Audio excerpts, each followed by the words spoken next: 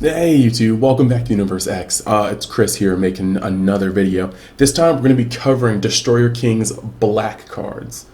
And so, let's get right. JK, I'm going to remember this time. Like, comment, subscribe. As far as I know, I haven't heard back from all but, for any but one of my contest winners. You guys have commented, and I've commented under there. Just let me know how you'd like to be contacted. So if you guys can go back to that video, I can leave a link down in the description, and just make sure to claim your prizes. That would be amazeballs, because I mean, I have them like all here, just ready to be shipped in top loader. So just do me a solid. So that being said, let's get right into this. We're going to start with Son Goku. Permanent. If there's a skillless battle card in your drop area, you can activate this card's Awaken skill when your life is at 6 or less. High key. Swaggy. Activate main once per turn. Choose one 4-star Dragon Ball from your hand and reveal it. Draw a card, and this card gains plus 5,000 power for the duration of the turn. Awaken. When your life is at 4 or less, you may draw one card, then choose up to one of your energy, switch it to active mode, and flip this card over. Okay, so first and foremost, we're going to click the back side and then talk about the entire card. And I don't know why even. Bonds of Friendship, Son Goku.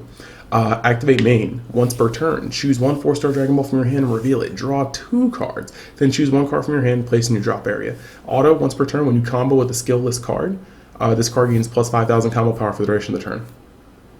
So, that card, sorry, that's important. So, first and foremost, this guy's interesting. He is one of the only couple Awaken at 6 liters that we've had. Moreover, he allows you to use, you know, just skillless cards. And when we say skillless cards, you know there's only one that we should be looking at. One, the king, the man himself. He literally is wearing the same freaking clothes as the other one. This dude. Gold. And yeah, so point being though,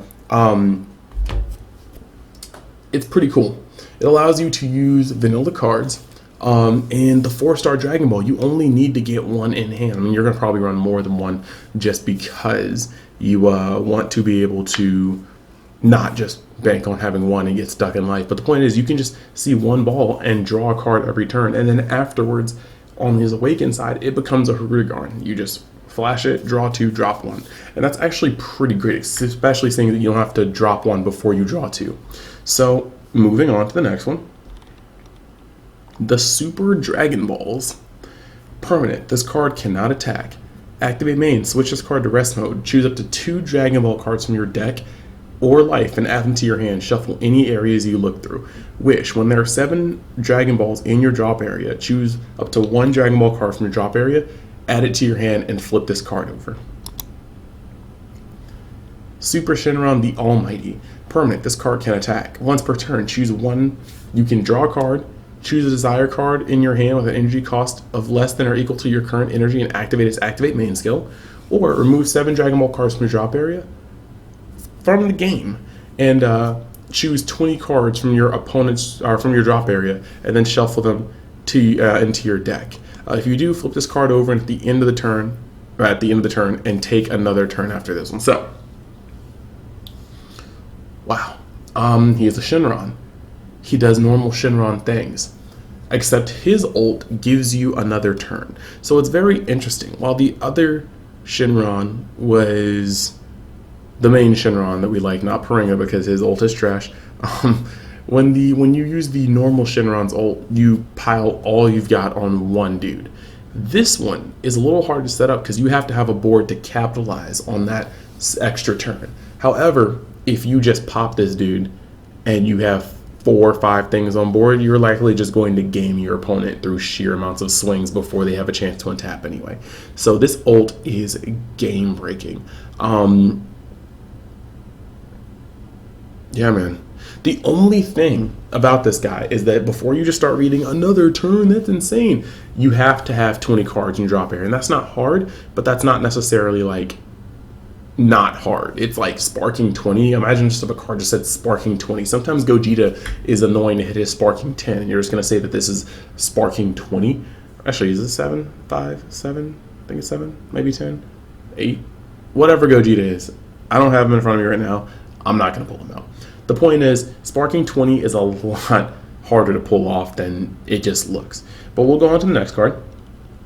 Quick Shift Krillin. When you combo with this card, if your leader card is black, you may choose 2 cards from your hand, shuffle them into your deck. If you do, draw 2 cards. It's part of the cycle. It's going around. I think it was Krillin in another set too, but whatever. Not quite sure. Next card, Training Buddy Krillin. When you play this card, if your leader card is black, choose up to 1 skill as battle card with an energy cost of 2 or less from the drop area and play it. Then choose up to 1 of your opponent's battle cards and it gets minus 5,000 power for the duration of the turn. Nutty, but they shafted our buddy. And that sucks. So we'll have to move on and give that card an F-. Master Roshi, Strict Instructor. He is a super combo. He is a 4 life or less super combo. He draws 1 card, and he has 10k regardless of whether or not you meet the conditions or not. We're moving on. Tien Shinhan, returning fire and waging war against red and blue. That's his full name. He just didn't have enough space on the card. Permanent. If your opponent's leader card is red or blue, reduce the cost of this card in your hand by 3. So he comes down to a 1 cost. When you play this card, your opponent cannot switch energy to active mode with a non-awakened skill until the end of your opponent's turn.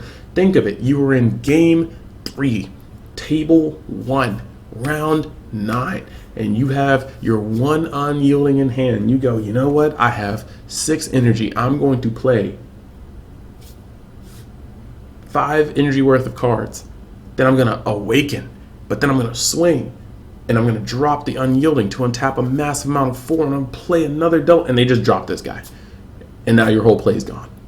No, but I mean, it's never going to be that dramatic. I mean, unless that is, in which case I'm sorry to you. But Tien Shinhan returning fire definitely puts a stop to that BS. No at all cost untapping when you draw.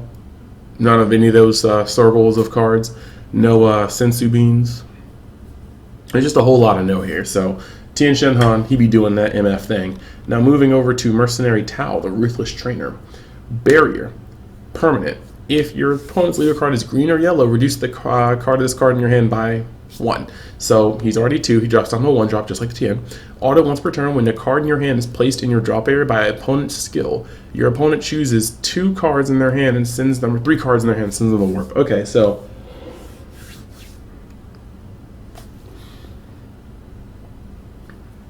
it has barrier. Your opponent is ready to cell chain you with their cell's birth and their cell leader, and you know, let's just put some spice on it. They've got that silver cell leader from Nationals. It's beautiful. It's metal, and then you just plant this bad boy in the field and you look them dead in the eye like they're not going to sell you. It would take their whole hand. This card is hilarious. It's very hilarious. Yeah, I don't even know, man. This card is hilarious. They're adding some anti-color hate. Not anti-black hate, but anti-color hate. Because anti-black hate could get a little hairy in the HR department. The point is, they're doing some things with green, some things with yellow, some things with blue, some things with red, just to make sure that people can't exactly just get destroyed on it. Moving on to the next card, we got Commander Red, head of the Red Ribbon Army.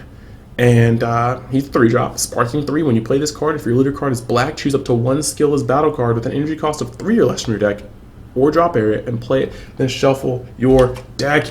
Yes, this is what we wanted. He's a 3-drop with Sparking 3 that summons this fat boy from your deck. I will be playing it. We are going skillless. It will happen. Let's go.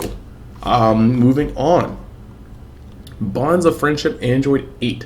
Auto, when you play this card, look at the top 7 cards from the top of your deck, choose up to 1 skill as battle card amongst them, add them to your hand, then shuffle your deck. Auto, when your child or Son Goku childhood card is KO'd by an opponent's skill leaves the battle area, choose up to 1 of your opponent's battle cards and KO it. Neat. Good card. Good support. You've got ways you can do these things. If there's some Goku childhood blockers, I mean, it says Son Goku childhood is KO'd by opponent's skill or leaves the battle area. So I mean, you could like literally just blow up something with this and use it as a chump block and then blow up something else they control as long as this Android 8 is on the field. So black and yellow, black and yellow, black and yellow, black and yellow are looking pretty good next set. They have a lot of synergy actually. I will definitely touch that when the time comes. And then we only got a couple more cards left, so let's start it. Restore the Universes. Permanent, this card gains desire in all areas. Permanent, this card is 5 cost and it hurts. Perma activate main. Choose up to 2 battle cards from your drop area with energy cost of 4 or less and power 15,000 or more. And 2 battle cards from your opponent's drop area with energy cost 4 or less and energy 15,000 or more. If your leader card is the Shinron card, play these chosen cards from your opponent's drop area in their battle area, and then play the chosen cards from your drop area until your opponent's battle. Restore their board. That's great. The only way I can see this happening is if your opponent has like Bardock's or Kabba's in the grave, and you just, oh no, it can't be Bardock, so it has to be a Caulifla, and that's even more unlikely. But if your opponent has Cauliflas in the grave and you're just like, yeah, yeet, and you play this card and just give them 2 life and it's over, that would be funny, really, really funny, but not practical. Bardock gets missed by this because its attack is too low to be brought back. So, I don't know what was the point of this card. We will see it. I just don't get it. Next card, 4-star Dragon Ball, 0 cost. Activate battle. Choose up to 1 of your battle cards or leader cards, and it gains plus 5,000 power for the duration of the battle. If it's a skillless battle card, it gets an additional 5,000 power for the duration of the battle. Kind of cool. Boost big dude up to 40k with just nothing. I think that's hot fire. And that's all you know about it, to boost up Big Goku. Big Ku. Sounds weird. Next, Super Dragon Balls. Cost 2. That's a little hefty. But then you look at its effect. If your leader card is a Shenron, draw 4 cards and choose 2 cards from your hand and place them into your drop area. Hot dang. Hot dang. That's actually stupid amounts of filter. Draw 4, discard 2. Why? That's better than draw 2, discard 1. It really is. And it's for 2 energy. I will gladly sink 2 energy I don't need. Shenron may actually become a solid control deck now that with cards like these, you can reach all of your cards. Every last one of them. However, you got to be careful because playing this card out in the times that you may not have it could just be deadly. Next, last card, Aether Aid. Counterattack. If your leader card is black, negate the attack, then choose up to 1 skillless battle card from your drop area or warp and add it to your hand. So you got the recycling, and it doesn't matter where it goes as long as it's not stuck under something like Mafuba or Majin Buu. This card will cycle everything back. So you can only see one of the big boy and keep bringing him on and off the field as much as you want. Well, that is the end of these black cards. I just wanted to put them out there in one video again. Thank you guys for watching. Remember to like, comment, subscribe. I will be putting up new information. And just a reminder, I won't have a locals video this week because we're doing a sealed event with Clash of Fate. And I'm excited for that. So, that's all I got to say. You guys have a great evening. And I'll see you next time you decide to visit Universe X. Peace.